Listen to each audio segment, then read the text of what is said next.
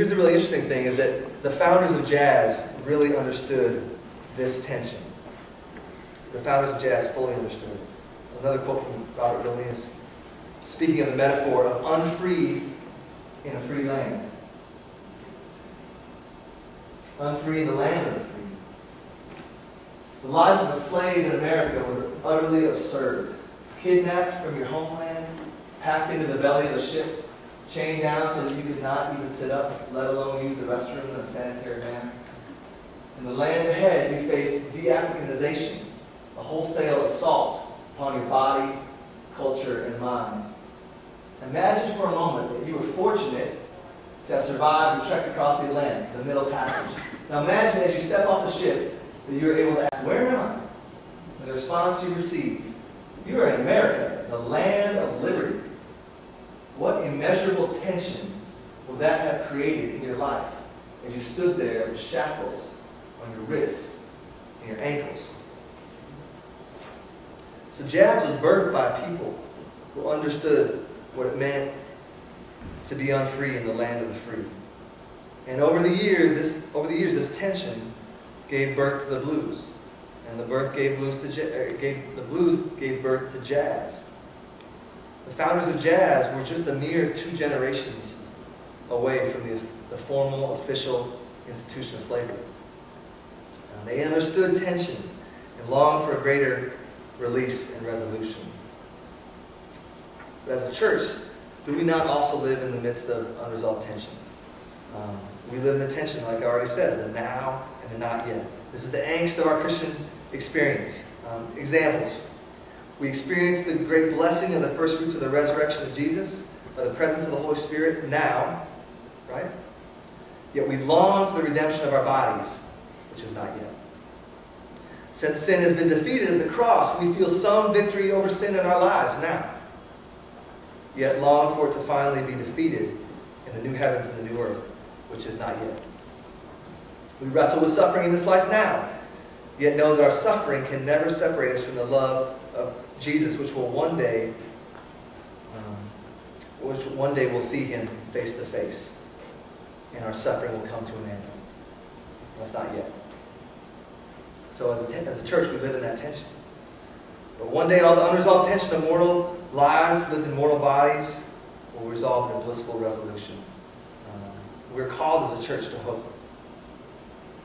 to persevere in light of this unresolved tension that we live in. So, we can think of Jesus as being our ultimate model for this. The picture of him in the Garden of Gethsemane, I think, is a microcosm of the Christian life, and it embodies that.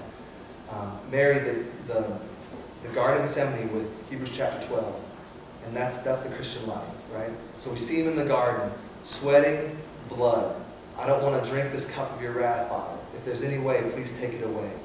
His everything within him recoiled from the horror of the cross, right? But then we see why. Well, Hebrews 12 tells us, for the joy set before him, he endured the cross. So there's tension, crazy tension. Garden of Gethsemane was the release for the joy set before him.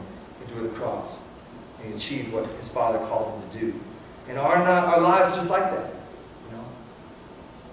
In the pursuit of obedience, just like Jesus, we take up many different crosses. Not in the same way necessarily that he did.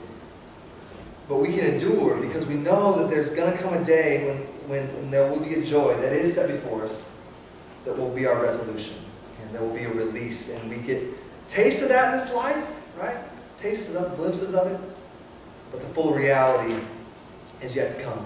And the author of the book of Hebrews talks all about this to a church that's suffering horrifically under the persecution of the Roman Empire, right? And the author exhorts them to hold on, to not lose hope, press forward in light of Christ being Lord of all, superior to the angels, better high priest, right? Superior than Melchizedek, and superior than Moses. The author gives numerous example after example of all those saints before them who held on in hope as they looked to the reward of their faith. And that reward was not to be possessed in this life, tension, right? But it will come. And life did not end well for most of those saints from the book of Hebrews, right? Tension. But the author of Hebrews reminds his people that here we have no lasting city. We look to the city that is to come. That's our resolution. That's our release. tension and release. And that city that is to come is the grand finale of our life's musical score. It's the resolution to the tension that we all experience. And so may our music remind us that all the angst of minor keys will one day find a place of joyful resolution. So let me sum up what we've been through today. Just like in jazz, good communication is essential for healthy ecclesiology. Good communication is founded upon showing up, forsaking isolation and just showing up. Don't take that as a given. Speaking the language and listening. Just like in jazz, we need to learn to improvise creatively upon fixed boundaries. Because God is creative, and improvisation is essential to our mission as Christians in the world. And finally, just like in jazz, the tension release of our music points to the now and not yet that marks our existence as Christians. We can be people of hope now, but fully know that our hope will one day be more fully realized, and we'll have a final resolution.